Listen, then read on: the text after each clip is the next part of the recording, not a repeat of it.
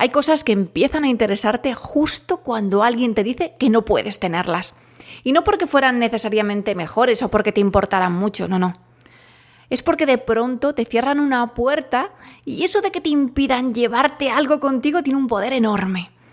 Así que hoy quiero hablarte de esto, de un cuadro de Rothko que no se puede fotografiar, del único que no se puede fotografiar, de por qué queremos justo aquello que no podemos tener y de cómo una marca de caramelos consiguió hacer uno de los anuncios más comentados de la Super Bowl sin enseñárselo prácticamente a nadie.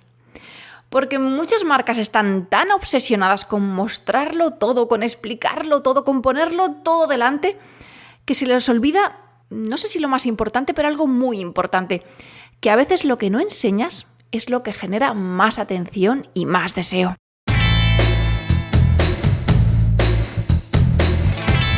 Y es que estás escuchando Palabras de Nariz Grande, al habla Chris o Chloe Meller, lo que prefieras, copywriter y storyteller narigona, o cuentista o creativa publicitaria o llámalo como quieras.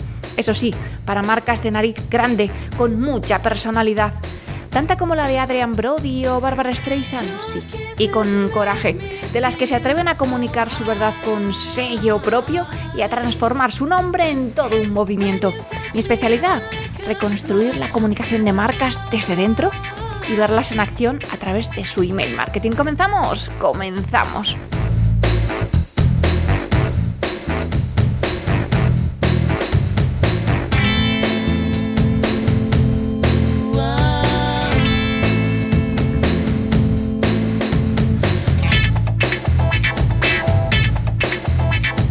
Verás, el otro día estaba escuchando un podcast. Yo escucho muchos podcasts, muchos, a veces casi demasiados. Y en uno de ellos, Hotel Jorge Juan, de Javier Aznar, contaba una escena que me hizo parar en seco y ponerme a tomar notas. Javier había estado en una exposición del pintor Rothko y se podían hacer fotos de todos los cuadros menos de uno. Había un cuadro que por lo visto había prestado un museo de Ámsterdam al que no habían dado permiso para hacerle fotos. Y entonces a Javier le pasó lo más humano del mundo. Ese cuadro se convirtió en su favorito. No porque fuera mejor que los demás, ni porque tuviera algo especial o distinto, no. Simplemente porque era el único que no podía tener, que no podía fotografiar. Los demás se los podía llevar en el móvil, los podía enseñar después, subirlos, archivarlos, olvidarlos tranquilamente entre estas 4.000 fotos que guardamos en el móvil, pero ese no. Ese había que mirarlo allí. Había que detenerse, memorizarlo, analizarlo mentalmente para no olvidarlo. Y ese no se podía poseer. Entonces, de pronto, empezaban también las preguntas. ¿Y por qué este no? ¿Qué habrá pasado? ¿Por qué el Museo de Ámsterdam no habrá dado permiso? ¿Qué negociación habrá detrás? ¿Qué historia habrá detrás? ¿Por qué todos sí y este no? Y lo interesante no es solo la anécdota, lo interesante es el mecanismo que hay detrás. Porque ahí hay algo que la publicidad conoce muy bien, pero que muchas marcas utilizan fatal. Es ese por qué deseamos más aquello que no podemos tener. Te lo explico. Porque he estado ahí analizando lo que hay detrás, que es pura psicología humana, y hay 4 mecanismos que están muy presentes. El primero es la reactancia.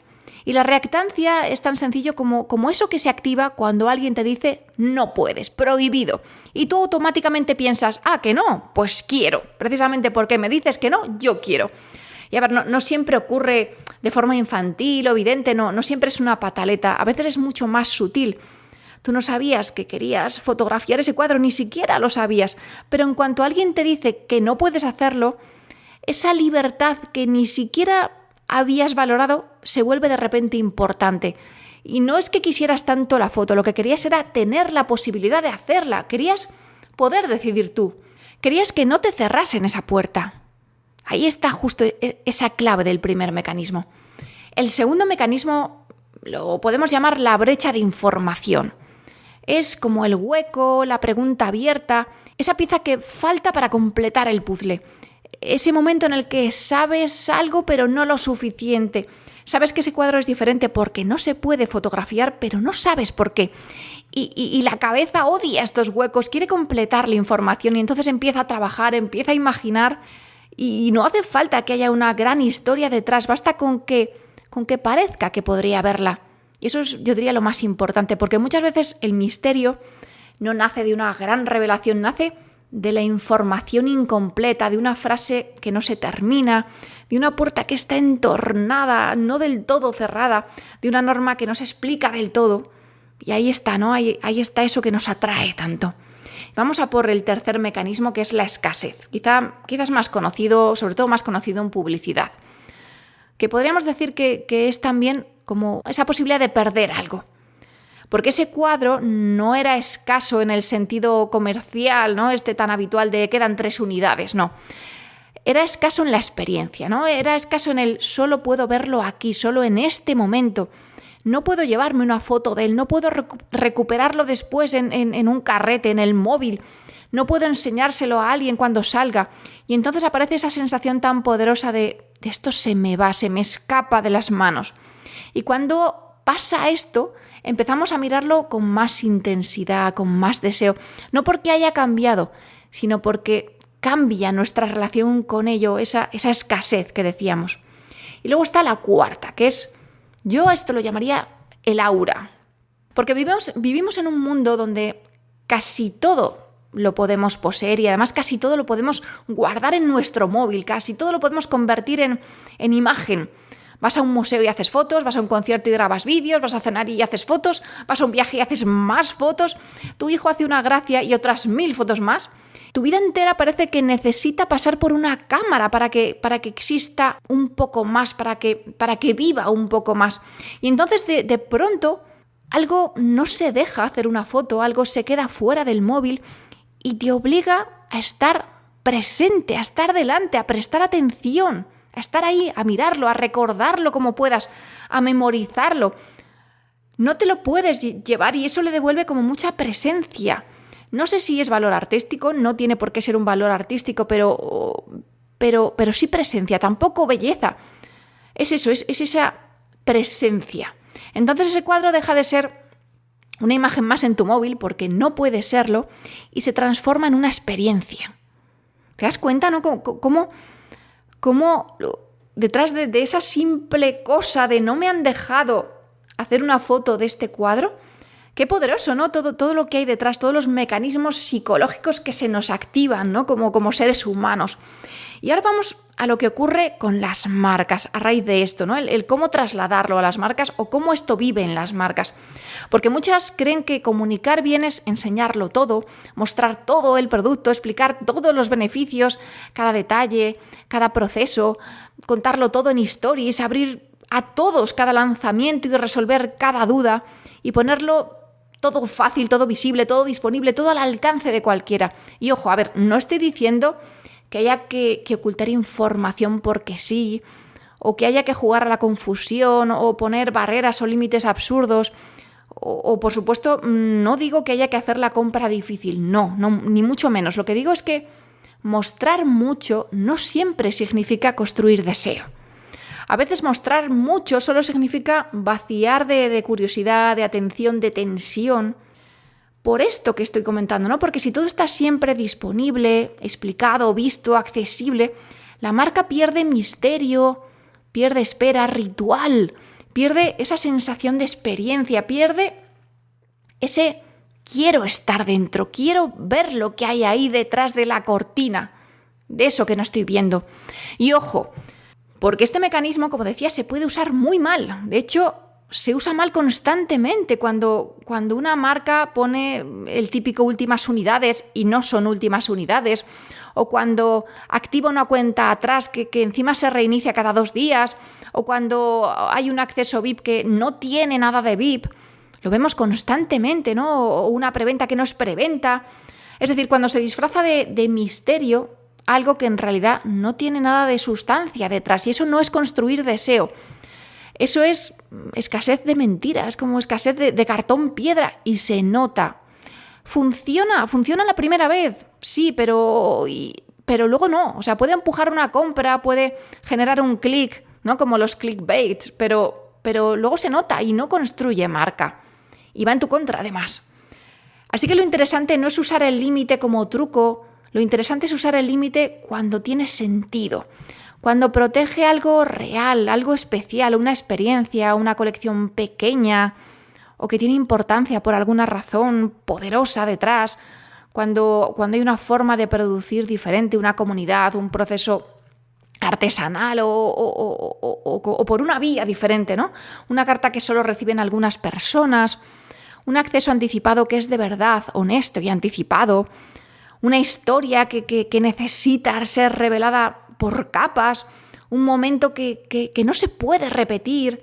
Ahí lo que ocurre es que el límite no está manipulando, ahí el límite da forma, genera marca y genera muchísimo deseo.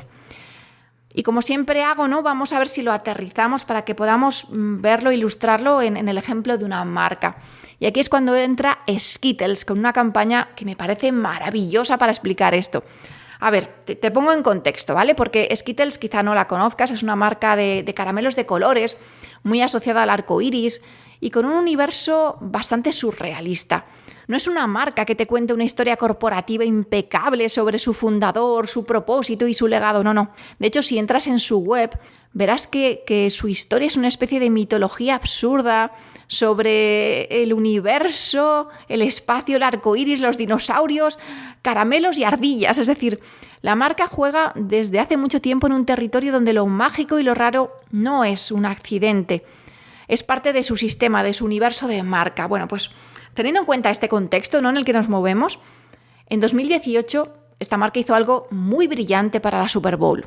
Date cuenta, la Super Bowl, el escenario publicitario más grande del mundo, ese donde las marcas pagan cifras astronómicas para emitir anuncios de unos pocos segundos, es en el que todo el mundo compite por ser visto, comentado, mostrado, por ser viral y espectacular. Y aquí es donde Skittles hizo lo contrario. Preparó un anuncio para la Super Bowl, pero decidió enseñárselo solo a una persona. Un chico llamado Marcos Menéndez, que era el mayor fan adolescente de la marca y que se ganó el privilegio, ¿no?, de verlo. ¿Y el resto del mundo qué? Pues el resto del mundo no iba a ver el anuncio, solo podía ver la reacción de Marcos al ver el anuncio. Y ahí estaba la genialidad. Skittles convirtió esa ausencia en una campaña que funcionó genial. Y eso, no compitió enseñando más, compitió dejando a casi todo el mundo fuera. Así que el anuncio importante no era solo el anuncio, era la pregunta: ¿qué habrá visto ese chico que yo no puedo ver? Era el ¿qué habrá que...? Ese deseo, ¿no? De no puedo, me han prohibido verlo y entonces yo quiero ver lo que hay detrás, ¿no? Y es otra vez Rothko, otra vez el cuadro que no se puede fotografiar, otra vez la cabeza intentando rellenar el hueco, otra vez la puerta cerrada. Y además no era una puerta cerrada puesta por una marca solemne o aspiracional o de lujo, era Skittles, una marca de caramelos, una marca capaz de llevar al absurdo una estrategia, y por eso funcionaba. Porque no era una táctica pegada ahí, ¿no?, con pegote, con celo. No, era una estrategia que era coherente con su universo, ¿no? Esto siempre lo digo, es importante. No todas las marcas pueden hacer lo mismo, no vale todo para todas. No deberías preguntarte cómo puedo prohibir algo para que la gente lo quiera más, ¿no? La pregunta buena sería: ¿qué parte de mi marca tendría más valor si no la entrego entera desde el principio? O también, ¿dónde puedo crear un límite? Pero un límite que tenga sentido con mi producto, con mi comunidad, con mi forma de ver el mundo. Así que aterricémoslo aún más. Pensemos, por ejemplo, en una marca de moda. Pues una marca de moda podría hacer, por ejemplo, un lanzamiento que no aparezca en la web abierta a todo el mundo. Podría crear una colección, por ejemplo, que solo exista para su lista de correo. No como un descuento ni como una urgencia falsa, sino como una experiencia, como una forma de dar las gracias a todos aquellos que forman parte de su comunidad más íntima y que le han dado la confianza de darle su email. Y entonces esas personas que están suscritas reciben una carta, una historia, un acceso privado, un acceso que solo pueden ellos, que solo pueden ver ellos y solo ellos pueden comprar la colección. Y conocen por qué existe, qué la inspira, qué prendas hay, cuántas unidades reales se han producido y hasta cuándo ese acceso es solo para ellos, es solo suyo. Y la web pública, mientras tanto, no la enseña, solo deja una pista, un nombre, una imagen parcial, una frase, algo que diga, hay algo pasando, pero solo podrás verlo si estás dentro. Y eso, bien hecho, no manipula. No estás inventando una escasez. La escasez existe. La comunidad existe, obviamente. Y ese acceso anticipado y ese límite, pero es un límite con sentido y además refuerza una idea muy potente en este caso. Refuerza que estar dentro de la lista no es simplemente recibir descuentos, es estar más cerca de la marca, es algo muy especial, es una diferencia, yo diría, enorme. Y esto se podría llevar también a la cosmética, a la alimentación, al vino, a cualquier marca con un universo propio, pero siempre con una condición, que detrás haya algo. Porque el misterio sin sustancia es solo humo. Lo que hacía interesante el cuadro de Rothko no era solo que no se pudiera fotografiar, también era que estaba en un museo y que formaba parte de una exposición y que tenía un valor. Y que había, por tanto, una obra real ahí delante. Y lo que hacía interesante a Skittles no era solo que ocultaran un anuncio, era que la marca ya tenía un universo suficientemente propio, raro, mágico, llámalo como quieras, pero que tenía suficiente universo como para sostener esa acción, ese gesto. Y esto es lo que muchas marcas olvidan. El límite no crea valor de la nada, el límite intensifica el valor que ya existe, si es que existe. Si hay valor, el límite crea deseo. Así que la pregunta para una marca no es ¿qué más puedo enseñar? Quizá la pregunta es ¿qué no debería entregar tan rápido? ¿Qué merece una espera? ¿Qué parte de mi universo podría revelar por capas? ¿O qué puedo proteger para que no se convierta en una imagen más, en un producto más, en una campaña más? Porque en un mundo donde todo se puede fotografiar, guardar, enseñar, copiar, olvidar, lo que no puedes poseer del todo empieza a parecer más importante, más vivo, casi diría más sagrado.